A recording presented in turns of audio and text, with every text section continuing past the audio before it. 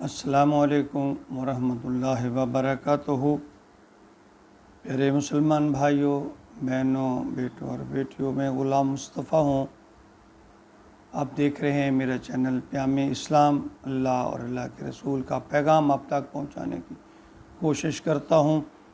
اللہ رب العالمین میری مدد و نصرت فرمائے، اخلاص نصیب فرمائے، میری کمیاں کوتاہیوں سے اللہ تعالیٰ درگزر فرمائے، ہم سب کو قرآن پہ عمل کی توفیق عطا فرمائے، آمین۔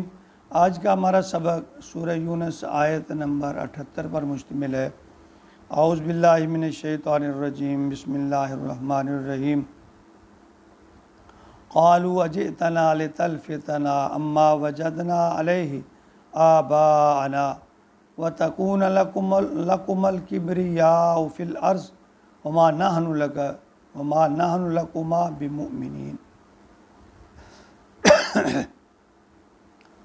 آیات جو پچھلی 75 سے اب موسیٰ علیہ السلام اور فرعون کا جو ذکر شروع ہوا۔ پہلے سبق میں حضرت موسیٰ کے ابتدائی حالات کے بارے میں نے کچھ عرض کیا تھا، ان کا بچپن سے لے کر پیغمبر بننے تک کا مختصر سا حال، اور اس آیت میں حضرت موسیٰ اور قوم فرعون کے جو سردار تھے ان کا آپس میں مکالمہ ہے۔ موسیٰ نے فرمایا کہ میں تمہارے پاس اللہ کی طرف سے پیغمبر بن کر آیا ہوں، سچا نبی ہوں، حق کی بات بتانے آیا ہوں۔ تو آگے قوم فرعون کا جواب سنیے کہ کہتے ہیں۔ قالوا اجئتنا لتلفتنا، انہوں نے کہا کیا تمہارے پاس اس لیے آیا ہے کہ تلفتنا، کہ تو ہمیں پھیر دے، اما وجدنا علیہ آبانا، اس چیز سے، ان طریقوں سے جسے ہم نے اپنے باپ دادا کو کرتے پایا، آباء و اجداد کو کرتے پایا، یعنی تو ہمیں ان طریقوں سے پھیرنا چاہتا ہے، ان رستوں سے ہٹانا چاہتا ہے جن کو ہم نے اپنے باپ دادا کو کرتے ہوئے پایا۔ وَتَكُونَ لَكُمُ الْكِبْرِيَاءُ فِي الْأَرْضِ، اور تم دونوں کی بڑائی قائم ہو جائے، یعنی وہ انہوں نے کہا یہ تم اس لیے کرتے ہو، وَتَكُونُ لَكُمُ الْكِبْرِيَاءُ فِي الْأَرْضِ، زمین میں کبریا، تمہاری بڑائی، یعنی تمہاری چودراہٹ قائم ہو جائے۔ وَمَا نَحْنُ لَكُمَا بِمُؤْمِنِينَ، ہم تو ہرگز تمہاری باتوں کی، دونوں کی باتوں کو ماننے والے نہیں۔ یعنی انہوں نے یہ اس بات کا ڈر اور اندیشہ ظاہر کیا کہ موسیٰ تو اس بہانے مصر کی جو حکومت ہے وہ سنبھالنا چاہتا ہے، اس کا پیشوا بننا چاہتا ہے۔ فرعون کو یعنی اپنی اقتدار کا خطرہ نظر آیا۔ دیکھیں، حق کو ماننے میں ہمیشہ دو بڑی وجہ رکاوٹ رہی ہے۔ نمبر ایک، اپنے آباء و اجداد کے طریقہ کی اندھا دھند پیروی، یعنی ان سے ہٹنے کا نام ہی نہیں، ان سے مخالفت، چاہے وہ غلط ہو، ٹھیک ہو، جیسا بھی ہو، یعنی ان کی مخالفت نہیں کرنی، جیسا وہ کرتے ہیں ہم نے ویسے ہی کرنا، اندھا دھند پیروی کرنی۔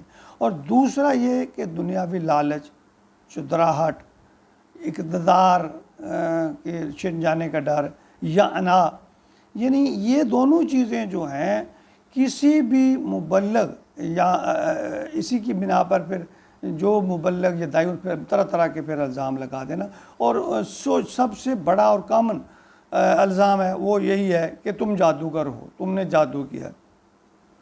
تو فرعون اور اس کے درباریوں میں نے بھی، جو ان کے سردار تھے، ان کو یعنی خطرہ نظر آیا کہ بھئی آج موسیٰ کی بات مان لی، اس کی اتباع کرنی شروع کر دی تو عام عوام جو ہے وہ اس کا رجحان موسیٰ کی طرف ہو جائے گا، تو ہماری تو چودراہٹ ختم ہو جائے گی، تو موسیٰ کی عزت بننی شروع ہو جائے گی، موسیٰ کو معاشرے میں مقام مل جائے گا۔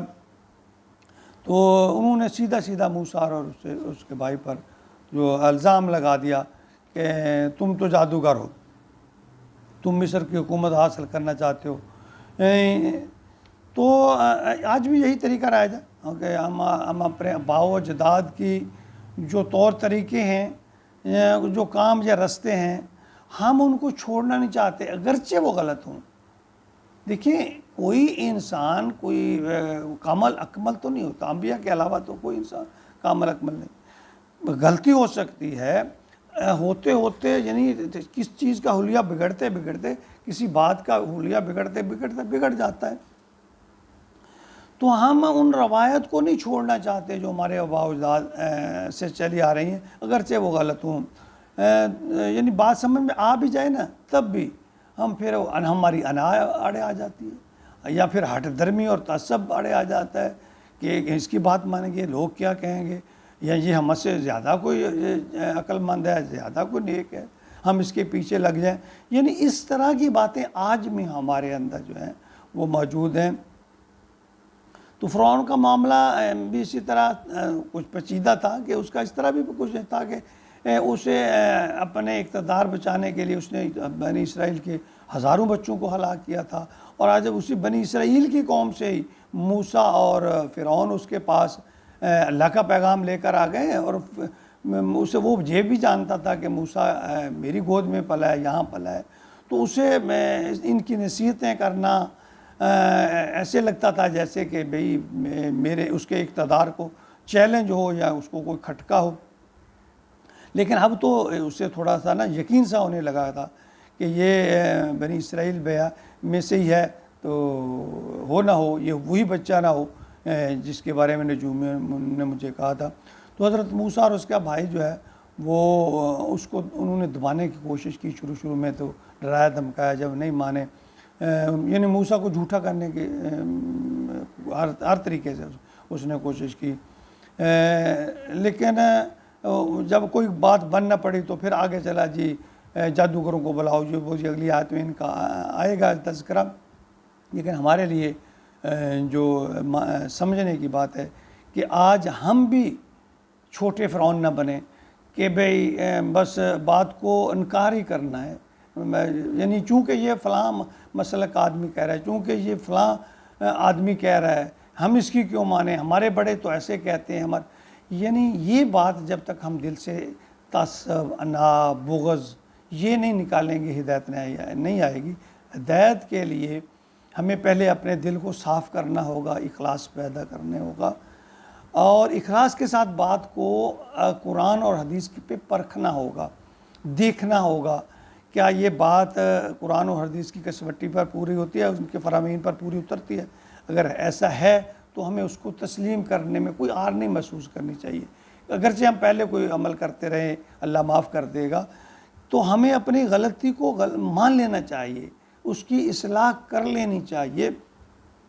یعنی انا کا معاملہ نہیں بنانا چاہیے.